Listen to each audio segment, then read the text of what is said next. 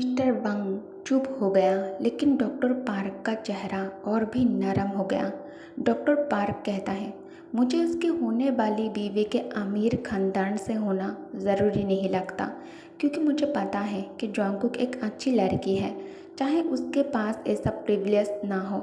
वो ये बात मुस्कुराते हुए कह रहे थे, उसी मुस्कान के साथ जो बोगम के चेहरे पर होती है। डॉक्टर पार्क कहता है, अगर बोगम अपना कैरियर डिसाइड करने तक अपनी बात पर बना रहता है तो फिर मैं चाहूँगा वो दोनों एक साथ हो जाए। मिस्टर वंग, आप इस बारे में क्या सोचते हैं? अपने दिल के अंदर मिस्टर वंग खुशी के मारे आसमान पर था। वो इतना शुक्रगुजार था कि अगर ज़रूरत पड़ती तो डॉक्टर पार्क, जो उसके नज़र में एक इंसान रूप का एक एंजल था, उनको अपनी पीठ पर बिठाकर पूरे चार्ल्स बार या फिर पूरे बार्क एम्पायर में दौड़ता। उसके लिए एक कोई मायने नहीं रखता था कि उसकी फिजिकल कंडीशन कितनी थकी हुई थी। वो सब कुछ बर्दाश्त कर सकता था, बस जॉन्गकुक का खुश चेहरा उसके सामने होता। यही उसके असली जज्बात थे। बोगम का वो बेवकूफ़ी भरा प्रपोजल शायद जॉन्गकुक के लिए एक ब्लेसिंग इन डिस्गाइज बन गया था। मिस्टर वांग ने अपना बेलचा गोदाम में डाल दिया, क्योंकि अब उसने डिसाइड कर लिया था कि वो इस मामले में कुछ करेगा। यंग मिसेस किम अचानक से कहती हैं, ओ तयंग, तुम जानते हो ना डॉक्टर पार्क के बेटे को? मिसेस किम ने थोड़ा अपना वॉइस लो किया जब वो प्रिंसेस की शादी के बोर कर देने वाले टॉपिक पर बात कर रही थी। उस वक्त डाइनिंग टेबल पर सिर्फ दोनों ही थे। बेशक डाइनिंग एरिया में ब्लू प्लेट डिनर का मजा ले रहे थे, क्योंकि कैथरीना उस रात जल्दी सो गई थी। तयंग डीप वॉइस में कहता है, या मॉम।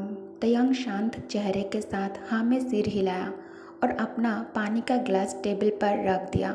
पार्क बोगम, डॉक्टर पार्क का एक लौता बेटा। मिसेस किम कहती है, बिल्कुल सही, वही लड़का बोगम शादी कर रहा है।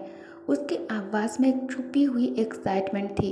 ये इस बात का संकेत था कि जो औरत पार्क बोगम की लाइफ पार्टनर बन रही थी वो किसी को पसंद नहीं थी। लेकिन तयंग चुप रहा, शांति से अपनी मॉम की बात पूरी होने का इंतज़ार करता रहा। मिसेस किम उस लड़की को पसंद नहीं करती जिससे बोगम शादी करने वाला है। तयंग, तुम उस लड़की को भी जानते हो। वो एक अनाथ है जिसे हमारे माली ने पाला है। अगर मुझे सही याद है तो उसका नाम जॉन्गकुकी है। जॉन्गकुक। तयंग ने बस अंदर ही अंदर उसका नाम दोहराया, बिना आवाज़ किए। जॉन्गकुक के नाम सुनते ही तयंग के दिल में एक अजीब सी बेचैनी शुरू हो गई थी। तयंग को कुछ भी अच्छा नहीं लग रहा था। मिसेस किम फिर बोली, मुझे नहीं लगता वो पार्क परिवार की होने वाली बहू के स्टैंडर्ड्स पे खरी उतरेगी। जब तयंग के मॉम ने जॉन्गकुक का नाम लिया तो उसकी गर्दन थोड़ी टाइट सी महसूस हुई उसे। तयंग कहता है, मजाकिया बात है ना? तयंग एक हल्की सी सीधी बात कहकर जवाब दिया, और दुख की बात है कि दादी माँ की सारी कोशिशें उसके लिए एक अच्छी मैच ढूंढने की बेकार चली जाएगी। तयंग के आवाज़ में कुछ तनाव था, एक छुपा हुआ टेंशन। तयंग इसके बाद कोई जवाब नहीं दिया और मिसेस किम ने बड़े एक्साइटमेंट से पार्क बोगम की शादी की कहानी सुनानी शुरू कर दी, जो आजकल आर्बिश स्टेट में सब जगह गॉसिप का सेंटर बन चुकी थी। मिसेस पार्क बोगम के कुकी से शादी के फैसले से बहुत नाराज़ थी, क्योंकि वो सालों से अपने ससुराल से एक टाइटल पाने की मेहनत कर रही थी। लेकिन अब उसके बेटे के फैसले ने उसका सपना छीन लिया उससे। फिर भी लगता था कि अपने पति और बेटे के सामने वो कुछ बोल ही नहीं पाई। अगर सब कुछ प्लान के मुताबिक चला तो आप पाए थी कि जॉन्गकुक डॉक्टर के बेटे से शादी करेगी और अपना पढ़ाई जारी रखेगी। हनीमून के लिए वो दोनों राइट्स जाएंगे और उसके बाद साथ में कॉलेज अटेंड करेंगे। अगले समर के बाद, गुलाबों के मौसम के तुरंत बाद। तयंग कहता है, दादी माँ का तो दिल टूट गया होगा। उन्हें डॉक्टर पार्क का बेटा बहुत ज़्यादा पसंद था। मिसेस किम कहती है, हाँ ज़रूर। तयंग अपने कटलरी टेबल पर रखे और अपने सफ़ेद हाथों से नैपकिन उठाया। मुझे मिसेस पार्क के लिए बहुत बुरा लगता है। वो एक इज्जतदार डॉक्टर की पत्नी थी, स्टेटस में हम जैसे नोबेल से भी ज़्यादा सम्मान के लायक। लेकिन अब उसने अपने सोशल स्टैंडिंग एक बेकार सी बहू के वजह से खो दिया। मिसेस किम ने अपने होठों को गीला करने के लिए एक सी बाइन ली। कौन सा नोबेल ऐसे किसी औरत से दोस्ती करेगा जो एक सड़क से उठाई गई अनाथ लड़की को अपनी बहू बनाए। तैयांग को अपने मॉम की बातों पर पता नहीं क्यों बहुत ही ज़्यादा गुस्सा आ रहा है, लेकिन तैयांग अपने गुस्से को बहुत अच्छे से कंट्रोल करना जानता है। तैयांग कहता है, हालात बदल भी सकते हैं मॉम, पर आपको उस लड़की से प्रॉब्लम क्या है? आप उससे इतनी नफरत क्यों करती है? ये कहकर तैयांग ने अपनी पोस्चर सीधी की और अपनी मॉम की तरफ मुड़ कर देखा। मिसेस किम कहती है, वो एक अनाथ होकर भी हमेशा पता नहीं किस चीज़ का घमंड दिखाती रहती है। आई डोंट लाइक हर। अभी उनकी शादी नहीं हुई है। तैयांग अगर सब कुछ बदल सकता तो मिसेस पार्क इतनी उदास ना होती। जैसे तुम जानते हो, डॉक्टर पार्क एक ज़िद्दी आदमी है और सबसे बड़ी बात, वो गम उस अनाथ लड़की के प्यार में पूरी तरह से डूबा हुआ है। मिसेस किम ने अपनी जुबान से हल्की सी चस्की ली, जैसे वो डॉक्टर की पत्नी के लिए बहुत ही ज़्यादा सिंपैथी जता रही हो। मिसेस किम फिर से कहती है, जिससे अब समझ में चिल्लाते झेलनी पड़ेगी।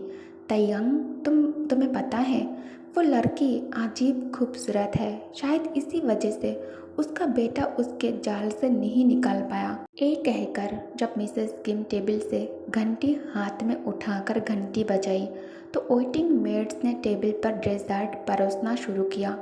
तैयांग मन ही मन सोचता है, हाँ वो भला की खूबसूरत तो है, लेकिन वो एक औरत नहीं, एक आदमी है। अब देखना ये इंटरेस्टिंग होगा जब डॉक्टर के बेटे को उसका सच्चाई पता चलेगा कि तब भी वो जोंगकुक से इतना ही मोहब्बत करेगा और उसी से शादी करने की जिद करेगा। और अगर उसने एक्सेप्ट कर लिया तो नहीं, मैं ऐसा नहीं होने दूंगा। लेकिन वो एक सर्वेंट है। मिसेस किम कहती है, मुझे यकीन नहीं हो रहा कि वो लड़की इतनी खुलकर मिसेस पार्क की जगह ले गई। वो तो एक अजीब सी लड़की है, या शायद समझदार कहना ज़्यादा सही होगा।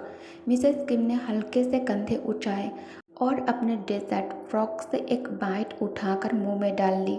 सच कहूँ तो सिर्फ उस लड़की को दोषी ठहराना बेकार है। सबसे बड़ी बेवकूफ़ी तो मिसेस पार्क के बेटे ने की है, जो एक लड़की के प्यार में अंधा होकर अपने पूरे खानदान का मजाक बना बैठा। अपनी मॉम की बातें सुनकर तैयांग के गले में डेजर्ट अटक जाता है और तैयांग बुरी तरह से खांसने लगता है। मिसेस किम जल्दी से उसे पीने के लिए पानी देता है। आराम से खाओ।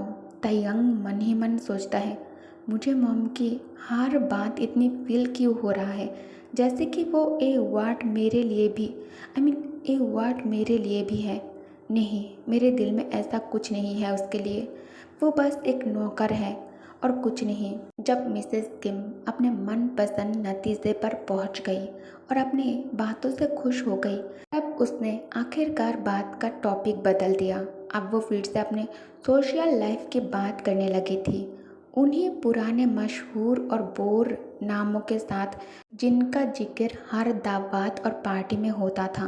दूसरी तरफ तैयांग पूरी तरह चुप था, जैसे उसकी सुनने की हिम्मत उस बोरिंग बातों के समंदर में डूब गई हो। जोंगकुक, उस नाम का स्वाद उसकी जुबान के कोने पर रह गया था, जैसे किसी पुरानी शराब की छोटी सी सिप, जो मीठा तो था लेकिन उसके अंदर कुछ और भी छुपा हुआ था। Jungkook, Jeon Jungkook. रात पूरी तरह से छा गई थी जब तैयांग शावर लेकर बाथरूम से बाहर कदम रखा। उसके रोब का स्ट्रैप ढीला था और वो चुपचाप खिड़की की सील पर झुककर नीचे बगीचे को देखने लगा। आर्विश मैनर के कंपेयर में, जो अपने शानदार बगीचे को और घने जंगलों के लिए मशहूर था, रार्ड्स मैंशन का गार्डन काफ़ी सादा सादा था। ये हवेली शहर के बीच में बनी थी, इसलिए गार्डन भी ज़्यादा बड़ा नहीं था। ना तो किम खानदान के पहले ड्यूक्स और ना ही तैयांग खुद कभी भी बागानी या फिर फूलों में रुचि रखते थे। इसी वजह से रार्ड्स का गार्डन एक सीधे साधे आर्टिकल्चर डिज़ाइन के हिस्से के रूप में बनवाया गया था। जिसमें ज़्यादा सजावट नहीं थी। लेकिन जैसे ही बसंत का मौसम आता, आरविश से मंगवाए गए अलग अलग किस्म के गुलाब जब अपने पूरे रूप में खिले उठते, तो वह शांत गार्डन भी एक खूबसूरत नज़ारे में बदल जाता। फूलों की महक जब हवाओं में घुलने लगती, तो तैयांग के मन में एक हल्के से विचार ने जन्म लिया। शायद गर्मी की छुट्टियों में आरबिश वापस जाना चाहिए। एक हल्के से सांस लेकर तैयांग अपने हाथों में गुच्छे गुलाबों की मुरझाई हुई पंखुड़ियों को देखा। बट क्या वो वाकई इतनी आसानी से मुझसे दूर चला जाएगा? उसके अंदर कुछ था, एक ऐसी चिंगारी जो वो जितना भी दबाता उतनी ही ज़्यादा भड़कती जा रही थी। जॉन्गकुक के होने से सिर्फ मिसेस पार्क के स्टेटस नहीं, बल्कि उसका अपना सुकून भी छीन गया था। जब वो नहीं था, मैं सुकून से जी रहा था, लेकिन अब उसके वजह से मेरा सुकून कहीं गायब हो गया है। वो लड़का एक सिंपल सी गार्डनर का बेटा, पर उसकी तस्वीर मेरे दिमाग से निकालती ही नहीं। लेकिन क्यों मैं उसके बारे में सोच रहा हूँ, वो भी एक आदमी के बारे में? तयंग गुस्से में खुद को चोट पहुँचाने लगता है। उसने फिर से जोंगकुक का नाम धीरे से दोहराया। जोंगकुक नाम के साथ ही एक याद उभरी, उसकी आंखों का वो दर्द जब उसने जोंगकुक को लास्ट टाइम देखा था। शायद वो आखिरी बार भी नहीं था। शायद तंग गोल्डन केज की तरफ देखा, जो पिंजरा जिसमें एक खूबसूरत एग्जोटिक बर्ड थी उसके लिए खरीदी गई थी। औरत भी एक पिंजरे में बंद पंछी जैसा होती है, ये कहा था उसके दादा ने। लेकिन जोंगकुक वो कोई औरत नहीं है, फिर भी वो इतना नाजुक है। वो चुपचाप अपमान सहन करके आरबिश में पड़ा है। उस हिसाब से वो मेरी हुई। और अब तयंग सोच रहा था कि जोंगकुक भी उस पिंजरे में होने लायक थी। मुझे कोई फ़र्क नहीं पड़ता, उसने अपने आप से झूठ बोला। लेकिन सच ये था, तयंग को फ़र्क पड़ता था। तंग एक कदम पिंजरे की तरफ बढ़ाया, लेकिन रुका। तुम किसी और की होने वाली हो जियोन जोंगकुक। शायद मैं भी वही चाहता था, लेकिन तयंग का गला अब सूख गया। नहीं, शायद मैं खुद को झूठ बोल रहा हूँ। क्या तुम चले जाओगे कुकी? क्या तुम्हारे दिल में मेरे लिए सिर्फ नफरत है? क्या तुमने उस दिन को भुला दिया जब हमने पहली बार एक दूसरे की होठों को महसूस किया, एक दूसरे के जिस्मों को महसूस किया था? तुम सच में मुझे छोड़ दोगे या मैं खुद तुम्हें छोड़ पाऊंगा? तयंग की आंखें फिर से बांस की तरफ गई। फूल खत्म हो चुके थे, लेकिन महक अभी भी कमरे में थी। रोजेस तो मुरझा जाते हैं जोंगकुक, पर तुम कैसे चली गई इतनी आसानी से? अच्छा ही हुआ। हाँ, इस सोचकर उसने खुद को तसल्ली दी। लेकिन तंग की आंखें धीरे धीरे तंग हो गई थी। क्या कोई ऐसा सीज़न हो सकता है जहाँ कोई फूल खिले लेकिन तुम ना हो? फूल तो खिलेंगे, मैं भी वापस आ जाऊँगा, पर तुम मेरे साथ क्यों नहीं हो? इन सवालों के बीच तयंग ने एक ऐसी याद महसूस की जिसका उसे खुद भी ज्ञान नहीं था। वो बच्चा हमेशा से था वहाँ, गुलाबों से भरे हुए सामार गार्डन में, जैसे वो आरबिश का एक हिस्सा बन चुका था। और इसका मतलब वो उसका भी हिस्सा थी, उसका छोटा सा येलो बर्ड जो चाह कर भी उड़ नहीं सकता था, क्योंकि उसने उसके पंख काट दिए थे। अब वो पहली बार जिंदगी में किसी इंसान को मार देने की ताकत महसूस कर रहा था। लेकिन ये भी क्लियर नहीं था कि कौन, डॉक्टर का बेटा या वो लड़का, आई मीन जियोन जोंगकुक, ते किसे मारना चाहता है। तब तक रात गहरी हो चुकी थी जब तयंग उन कुचले हुए गुलाबों के पंखुड़ियों को फाइनली छोड़ देता है। तयंग के हाथों से अब भी वो रोजेस की खुशबू आ रही थी। अब उसी हाथ से तयंग टेबल के ऊपर रखे एक पेपर को उठाता है और उसे टुकड़े टुकड़े कर डालता है। वो एक डॉक्यूमेंट था जो अगले हफ्ते के एंड तक सबमिट करना ज़रूरी था। एक एलिजिबिलिटी डॉक्यूमेंट था जो मिलिट्री ऑफिसर के रूप में 1 साल और सर्विस एक्सटेंड या फिर बढ़ाने के लिए ज़रूरी था ये सबमिट करना। दूसरे तरफ मिस्टर वांग कहता है, मैं पूरी तरह से अपनी अप्रूवल देता हूँ, वांग ने मुश्किल से वो बात कही जो काफ़ी देर से अंदर दबाए बैठा था। टेबल के अक्रॉस बैठा जॉन्गकुक अंकल को कन्फ्यूज्ड चेहरे के साथ देख रहा था। मिस्टर वांग कहता है, बोगम को मैंने मान लिया है। तुम दोनों को मेरी ब्लेसिंग है। हाँ अंकल। जॉन्गकुक ने अपने आई ब्राउज ऊपर चढ़ा लेता है, लेकिन मिस्टर वांग बोलता ही रहता है, अब उसे मना करना बंद करो जॉन्गकुक, शादी कर लो उससे और कॉलेज जाओ। मैं सच में चाहता हूँ कि तुम ये सब करो जॉन्गकुक। जॉन्गकुक मन में कहता है, गॉड प्लीज़ हेल्प मी, मुझे इस प्रॉब्लम से सेव करो। मैं ये शादी नहीं कर सकता।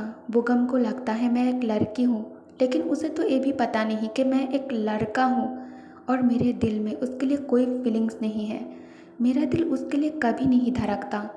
जॉन्गकुक कहता है, मैं ऐसा नहीं कर सकता अंकल। मिस्टर वांग कहता है, क्या तुम्हें बोगम पसंद नहीं है? जॉन्गकुक कहता है, पसंद है, लेकिन फिर भी उसे शादी करने में मुझे सही नहीं लगता। मेरे लिए बोगम सिर्फ एक अच्छे दोस्त है। मिस्टर वांग कहता है, एक कैसी बात हुई? अगर दो लोग एक दूसरे को पसंद करते हैं तो उनका शादी करना क्या अजीब बात है? वांग की आवाज़ भर आई, लेकिन जॉन्गकुक की आंखें उस पर जम गई थी। बिना हिले जॉन्गकुक कहता है, बोगम और उसका परिवार सबके सामने मजाक बन जाएंगे मेरे वजह से। मिस्टर वांग कहता है, लेकिन डॉक्टर पार्क भी तो राज़ी है। जॉन्गकुक कहता है, लेकिन फिर भी मैं बोगम से शादी नहीं कर सकता अंकल, मेरी एक मजबूरी है। अंकल कहता है, क्या है मुझे बताओ, हो सकता है मैं कोई हाल निकाल लूँ। जॉन्गकुक हेजिटेट करते हुए कहता है, uncle actually I am not a girl, मैं एक बॉय हूँ। मिस्टर वांग जॉन्गकुक की बातें सुनकर दंग रह जाता है। वो अपने ही कानों पर बिलीव नहीं कर पा रहे थे। जॉन्गकुक शर्म से भागकर अपने कमरे के अंदर आकर डोर अंदर से लॉक करके बैठ जाता है। आधी रात, do you like my touch? अगर ऐसा नहीं है तो तुम पीछे क्यों नहीं हट रहे हो? जब मैंने तुम्हारे लबों पर किस किया तुम इसे इंजॉय कर रही थी ना कुकी? और तुम्हारे गर्दन पर मेरे बनाए गए निशान तुम पर बहुत सूट कर रहा है। You are so beautiful. No please don't. दूर हटो मेरे ऊपर से, मत छुओ मुझे। तैयांग कहता है, stay still, behave like a good boy. I can. Dam, इतना फ्लैट क्यों है? क्या तुम ठीक से खाना नहीं खाती हो इसलिए तुम इतना कमज़ोर हो? स्टॉप, तुम मेरे लिए ट्रबल क्रिएट कर रही हो लड़की। नहीं, ऐसा मत करो, छोड़ो, जाने दो मुझे अंकल। जॉन्गकुक एकदम से नींद से उठकर बेड पर बैठ जाता है। ओके गाइस, मैं इस पार्ट को यही एंड करती हूँ। और आप सबको क्या लगता है, ड्यूक इतनी आसानी से जॉन्गकुक को जाने देगा, या फिर जो एक नोबल पर्सन है अभी तक का, वो एक सुपर विलेन बन जाएंगे अपने प्यार को हासिल करने के लिए? क्या लगता है आपको? कमेंट करके ज़रूर बताना। Okay, thanks for watching, bye bye.